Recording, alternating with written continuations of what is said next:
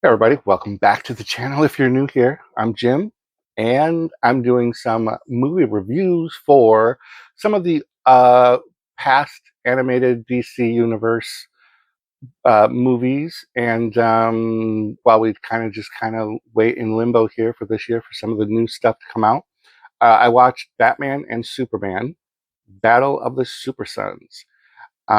Yes, Battle of the Super Sons. Jonathan Kent and reluctant young sidekick Damian Wayne are burdened with saving the world from impending doom. The two must join forces to rescue their fathers and save the planet by becoming the superheroes they were intended to be. Directed by Matt Peters, Jeremy Adams was the writer, and the voices are Jack Dylan Grazer as Jonathan Kent, very recognizable.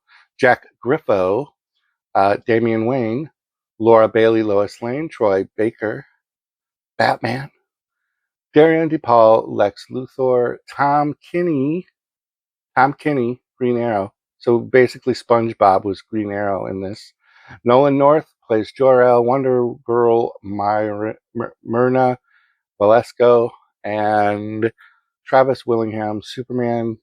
And yeah, there's this uh, interesting little story that I'd like to tell about a troubled youth kid, and his father. They live in a cave, and the whole first opening of this movie, I could have watched it if this was the only characters in it. It was a ridiculously fun montage opening with Superman with some sprinklings of Batman in it, but it was done in such a cool retro-y vintage art style, set to some really uh, very familiar but new Superman theme music that I really enjoyed that.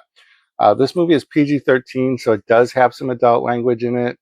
But for the most part, I would say that the violence is the standard amount. If this was something that maybe you were thinking of letting some children watch, it's 79 minutes. This was in 2022, by the way, so it's not terribly old.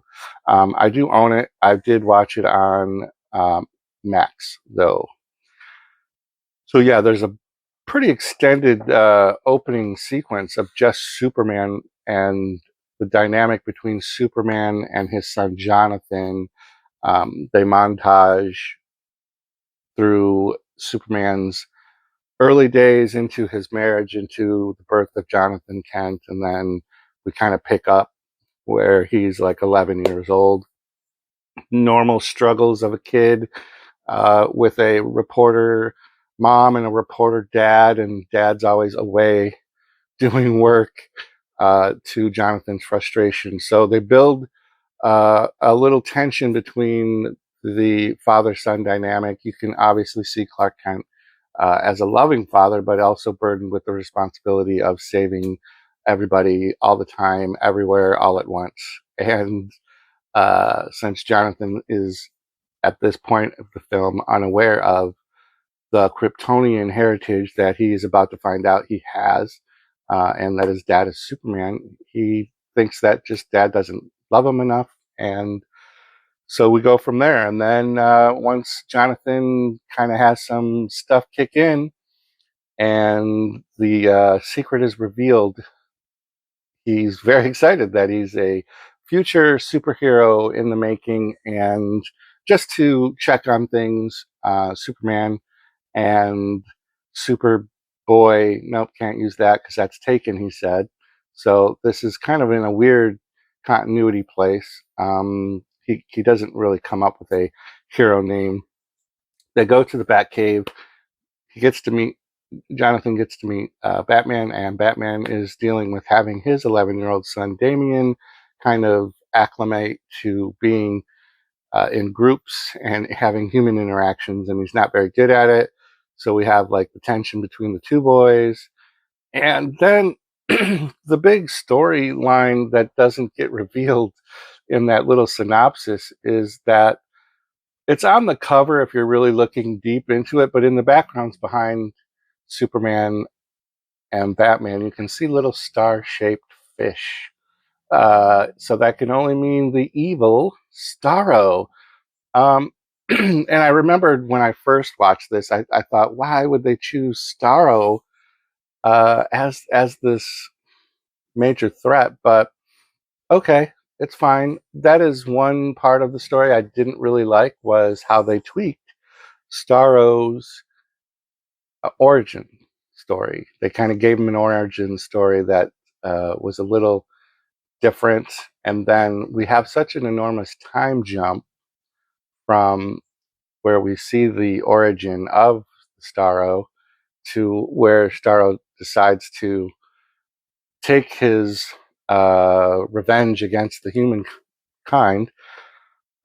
But once you get kind of past that, you kind of just have to watch it and enjoy the story from there. The animation for me, I really loved the appearance of everybody. It's weird because sometimes when they do characters like Superman, for instance, and they over exaggerate the chest part coming up so big, kind of like mine, you know, where you got like a very thin waist and you go up like this.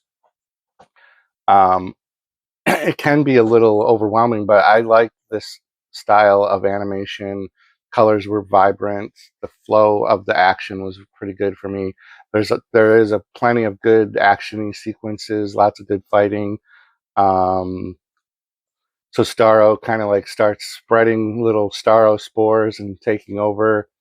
Lex Luthor is the president. So at one point, Lois goes to the president because, of course, she's a journalist, and she finds out this evil plot earlier than most others, and so she goes to the president to issue a warning to the world, and then we kind of get the story that takes place a little bit up in space, because we have the entire Justice League in this, not just Batman and Superman, but we have the Watchtower up in Space Satellite. And yeah, a lot of story takes place there, and that's where the boys are really doing their best. But we get all sorts of locations. We get, you know, Smallville, we get Gotham, we get the Watchtower. We get all sorts of locations in this movie, and it's really, you know, like two stories that are kind of like the subplots, and that's Damian becoming um, more used to working with others, and then there's just the Jonathan Kent uh, kind of leveling up through the movie with his power set. So he's like starting out at 0 powers, and then he builds powers as he reaches each achievement. He gets a little unlock symbol above his head. Okay, that doesn't happen, but basically you're watching his progress into different stress levels triggering superpowers, basically. But yeah, it's got a little bit of a cheesy ending, but it works, and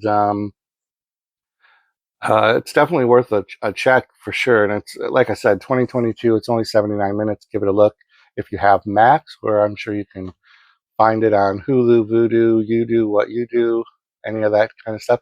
Let me know in the comments down below if you've seen this, where you tweaked about some of the changes with Starro's origin, or do you care less about it and I'm just an old fart.